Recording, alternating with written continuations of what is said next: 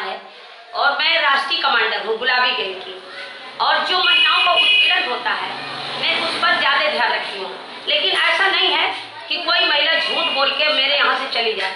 मैं दोनों परिवार में जब तक कोई दोनों से बात नहीं कर लेती और उसकी जांच, तब तक मैं किसी महिला की सुनने वाली नहीं। एक बार ऐसा हुआ था कि दिल्ली से आई सुनीता, और सुनीता के पति का नाम था रवि, उसके ससुर का नाम था मुन्ना, और वो आई लड़की और मुझसे कहा कि दीदी हम बहुत परेशान हैं, हम दिल्ली से आए हैं। हमने कहा बेटिया तुमसे कौन बताया? कहा दीदी मैं तो पहले गई राजा रामपाल के यहाँ, तो राजा रामपाल जी पीएल पुनिया के यहाँ बताया। मैं पीएल पुनिया के यहाँ गई कि सर आप अनुसूचित जात के मतलब क्या बोलते हैं उन्हें, तो अनुसूचित जनजाति के माने वो सूचना आयोग का विस्तार से कुछ है वो। उन्होंने कहा ठीक है बेटिया तुम परेशान हो जाओगी, पर एक चीज मैं बहुत शॉर्टकट में बता दूं ताकि आपका बहुत जल्दी न्याय मिल जाए। तो उन्होंने कहा कहाँ? सुनीता ने बोली कहाँ? तो कह रहे अरे वो तो संपत पाल हैं और जहाँ वो उत्तर प्रदेश की हैं, बुंदेलखंड में रहती हैं। मतलब पीएल पुनिया ने खुद न्याय ना करके आपके पास भेज दिया? मैं तो ये नहीं कहूंगी कि मुझे उसको क्या करना, जो लड़की बताया मैं वो बोलूंगी। जी जी।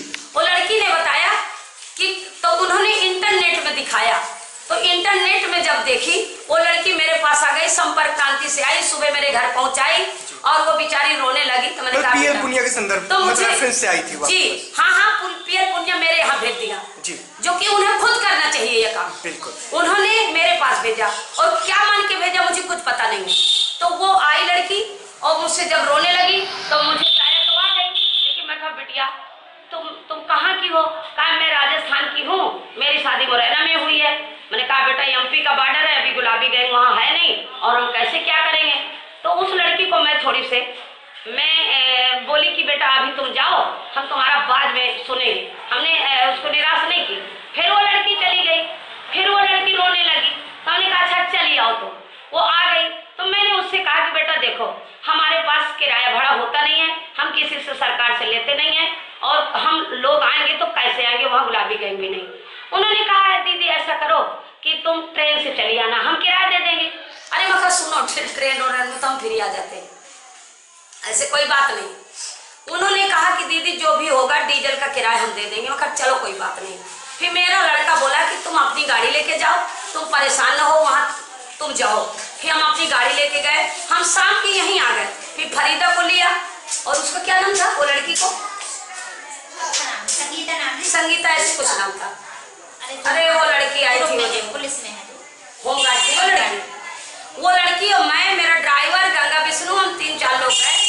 और जब वहाँ पहुंचे वो मुन्ना का घर पूछा और वही घुस गए मुन्ना के घर। छोटा से घर था, हम घुस के बैठ गए। वो कहे कहाँ से आई हो? मैंने कहा बहू जी तुम्हारी बहू कहाँ की है? कहा थी वो तो राजस्थान की है। मैंने कहा फिर उसको क्यों निकाला? अरे वो अच्छी नहीं है, वो ये गलत करती है, वो गलत करती है। हमने कहा अच्छा वो क्या गलत करती है हमें बताओ। कहा वो किसी से बात करती है और कपड़ा घूंघट नहीं काटती है। तो मैंने कहा सुनो आजकल का जमाना इस तरह का है, तुम इस तरह की बात कर रहे हो। और थोड़ी देर में हम बहुरिया को पीछे लगाए थे, वो ऐसे आ गई। उसका ससुर बोला अरे ये कौन है, ये कौन है? अरे बकाया तेरी बहू है। तो कहा नहीं इसको नहीं घुसने देगा। मैं ये नहीं घुसेगी तो हम नहीं बैठेंगे। हम सीधे बाहर निकले, तमाम लोग आ गए, हमको भीड़ लगा ली। जब हमको भीड़ लगा लिया लोगों ने तो मैंने एक गाना सुनाने लगी। मैंने कहा तुम्हारे भी लड़की हैं, और कुछ महिलाएं भी बैठी थी कि देवियां देश की जाग जाएं अगर एक स्वयं ही बदलता चला जाएगा। जब ये देवी नहीं सुधर रही तो मैंने कहा ये कहाँ से जमाना बदलेगा। मैंने कहा तुम्हारी बेटी को कोई निकालेगा तो आपको क्या लगेगा? बाबूजी तुम्हारी बेटी को निकालेगा तो क्या लगेगा? कहा नहीं हमारी बेटी ऐसा नहीं करती। मैंने कहा जमाने में कोई ना कोई कर बैठता है, हमें बताओ तुम। फिर वो धीरे धीरे हमारे पक्ष में वहाँ की जनता आ चुकी, महिलाएं भी आ चुकी, लेकिन वो पति कह रहा था मुझे नहीं रखना। मैंने कहा है तेरी बीवी है तुझको रखना पड़ेगा। वो कहे नहीं मैं नहीं रखूंगा, मेरे दिल में जगह नहीं। मैंने लड़की से पूछा कि बेटा तुम्हारे दिल में जगह है? वो कही हाँ मेरे है। मैंने कहा जाओ फिर घर में बैठो। वो लड़की घुस गई, वो लड़का तुरंत थाने पहुंच गया हमारे नाम FIR कराने। हम भी टूटते पहुंचे गाड़ी में, अपनी गाड़ी में पहुंचे। वहाँ कोतवाली में पुलिस नहीं मिली, वो CO वो तमाम थे, वो सिपाही का ये कहाँ से आई गई हो तुम? मैंने कहा सर ये लड़का कि हम पंचायत करने हैं, मुझे लग रहा है कि कोर्ट कचहरी से महिलाओं को न्याय नहीं मिलता, मियाँ बीवी ये टूट जाता है, रिश्ता टूटता है, तो सर हम घर जोड़ने आए और ये कह रहा है मैं रखूंगा नहीं, तो हमने उसको बैठा दिया है। ठीक है, वो लड़की रहना चाहती है, कोतवाल कहा नहीं ये कोर्ट का उल्लंघन है। मैंने कहा तुम लोग को घर नहीं जोड़ते और तोड़ते। तो एक हमारा कह दिया कि वो गुलाबी गैंग है और आप जानते नहीं हो, कहते गुलाबी गैंग कोई भगवान है क्या? तो मैंने कहा क्यों, ये भगवान भी तेरे यहाँ आते हैं क्या FIR करने? तो वो थोड़ी डर गया पुलिस वाला।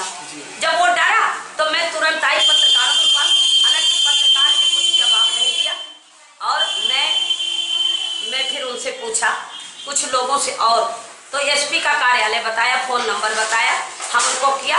SP साहब ने हमारी पूरी मदद की, तुरंत पुलिस भेजा और हमारी बात को सुना, और जो उल्टा सीधा की पुलिस बोली उन्होंने माफी मांगी। इसके बाद उस लड़की को भी लेडीज पुलिस गई, सब लोग गए, आज वो लड़की चैन से रह रही है। और तमाम लोग वहाँ की महिलाएं कि अरे दीदी हमारे यहाँ गैंग बना लो, आज दीदी हमको भी न्याय दिलवाओ। वहाँ भी पीड़ित महिलाएं होती हैं मुरैना में जी।